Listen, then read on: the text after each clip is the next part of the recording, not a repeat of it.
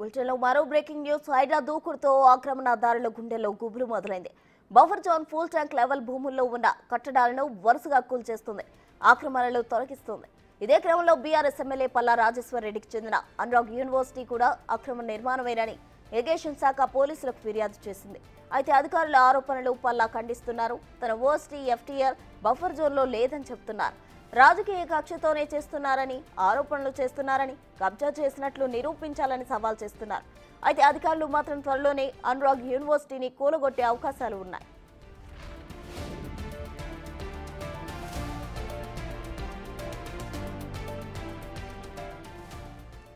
ఇక హైడ్రా దూకుడుతో ఆక్రమణదారుల గుండెల్లో గుబులు మొదలైంది. దీనికి సంబంధించి మరిన్ని వివరాలు మా ప్రతినిధి సురేష్ అందిస్తారు.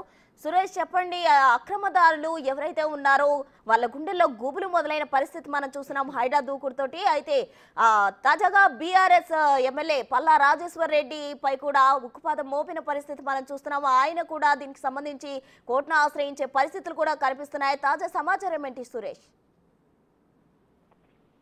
వెంకటాపురం విలేజ్ లో పల్లా రాజేశ్వర్ రెడ్డికి సంబంధించి ఏదైతే అనురాగ్ యూనివర్సిటీ అదేవిధంగా నీలిమ మెడికల్ ఇన్స్టిట్యూట్ కి సంబంధించిన నిర్మాణాలు కొనసాగుతున్నాయి. వాటికి సంబంధించి జనవరిలో ఇరిగేషన్ అధికారులు సర్వే చేశారు. ఆ సర్వేలో బఫర్ జోన్ లో 3 ఎకరాలకు పైగా నిర్మాణాలు చేపట్టాడని చెప్పేసి అధికారులు సంబంధించిన తహసీల్దార్ కి అదేవిధంగా గ్రామ విలేజ్ ఆఫీసర్ కి కూడా లెటర్ రాయడం జరిగింది. వెంటనే నోటీసులు ఇచ్చి ఆ నిర్మాణాలు ఆపివేయాలని చెప్పేసి ఇరిగేషన్ అధికారులు లెటర్ రాశారు. కానీ ఇప్పటివరకు నోటీసులు ఇచ్చినప్పటికీ అక్కడ నిర్మాణాలు ఆపలేదు, అలాగే కంటిన్యూ జరుగుతున్నాయి. దాదాపు 10 అంతస్తుల బిల్డింగ్స్ నిర్మిస్తున్నారని చెప్పేసి ఇరిగేషన్ అధికారులు పోచారం పోలీస్ స్టేషన్ లో ఫిర్యాదు చేయడం జరిగింది. బఫర్ జోన్ లో పూర్తిగా నిర్మాణాలు కొనసాగుతున్నాయని చెప్పేసి వీటిపై చర్యలు తీసుకోవాలని చెప్పేసి కూడా కేసు నమోదు చేయడం జరిగింది.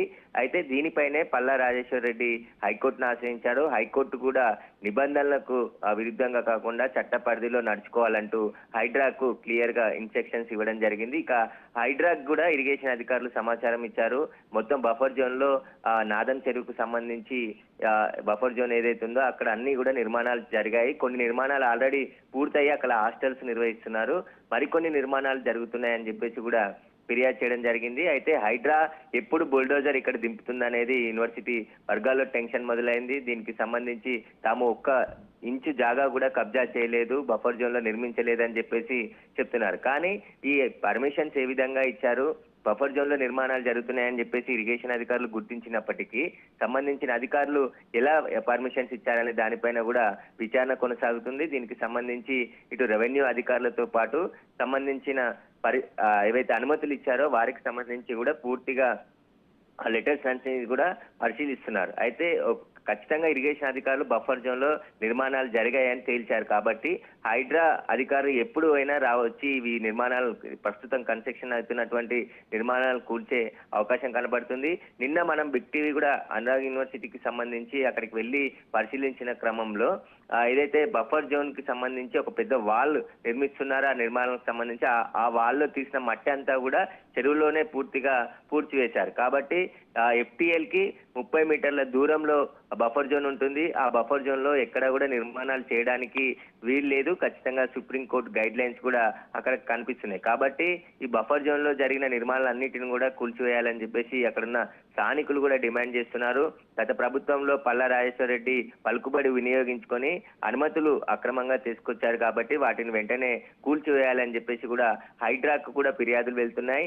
ఒక్కసారిగా హైడ్రాలో ఇప్పటి వరకు 18 చోట్ల అనేక కట్టడాల అక్రమ నిర్మాణాలను కూల్చివేసి 43 ఎకరాల ప్రభుత్వ భూమిని స్వాధీనం చేసుకోవడం జరిగిందని చెప్పేసి నిన్న ప్రభుత్వానికి రిపోర్టు కూడా హైడ్రా అందించింది. ఇంకా మొత్తం ప్రణాళిక సిద్ధం చేసింది. ఎక్కడెక్కడ చెరువులను కబ్జాకు గురయ్యాయి వాటికి సంబంధించిన పూర్తి రిపోర్టు హైడ్రా దగ్గర ఉంది. కాబట్టి ఎక్కడ ఎప్పుడు వచ్చి హైడ్రా కూల్చివేస్తుందనే టెన్షన్ ఈ అక్రమదారుల్లో మొదలైందని చెప్పొచ్చు. ముఖ్యంగా అనురాగ్ యూనివర్సిటీకి సంబంధించి ఇటు నాదం చెరువుతో పాటు వెంకటాపురం గ్రామానికి సంబంధించిన చెరువు 2 చెరువులు ఉన్నాయి. నాదం చెరువు ఫుల్ అయిన తర్వాత వెంకటాపురం గ్రామానికి వెళ్లే నాలాను కూడా పూర్తిగా కబ్జా చేశారు అనురాగ్ యూనివర్సిటీకి సంబంధించిన వాళ్ళు అని చెప్పేసి ఇరిగేషన్ అధికారులు గుర్తించారు.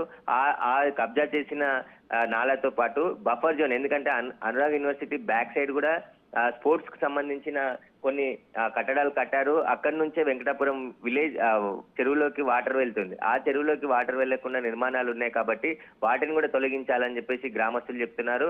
ఆ వెంకటాపురం చెరువు కబ్జాకు గురి కానప్పటికీ కూడా ఏదైతే నాదరం చెరువు నుండి వచ్చే పూర్తి వాటర్ ని రాకుండా అడ్డుకునేందుకు నిర్మాణాలు చేపట్టారో ఆ నిర్మాణాలను తొలగించాలని చెప్తున్నారు. మరోవైపు ఇటు ఒక రోడ్డు కూడా ఇది జోడిమెట్ల నుండి అదేవిధంగా వెంకటాపురంకి వెళ్లే రోడ్డుని 2008లో గత ప్రభుత్వం 200 ఫీట్ల రోడ్డు నిర్మించేందుకు జీవో జారీ చేసింది. కానీ ఆ జీవోని మళ్ళీ 2023లో కుదించి దాన్ని 100 ఫీట్ల రోడ్డుకే కుదించారు. అంటే అనురాగ్ యూనివర్సిటీ కోసమే ఈ జీవోను కుదించారా, అసలు ఎందుకు రోడ్డును కుదించడం జరిగిందనే దానిపైన కూడా విచారణ జరుగుతుంది.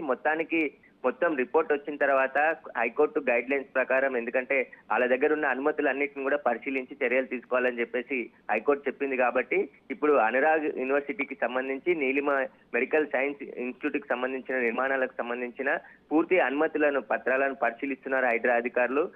వాటిలో అక్రమంగా నిర్మించినట్టు తేలితే ఖచ్చితంగా చర్యలు తీసుకునేందుకు హైడ్రా సిద్ధమవుతున్నట్టు తెలుస్తుంది. Right Suresh, thank you.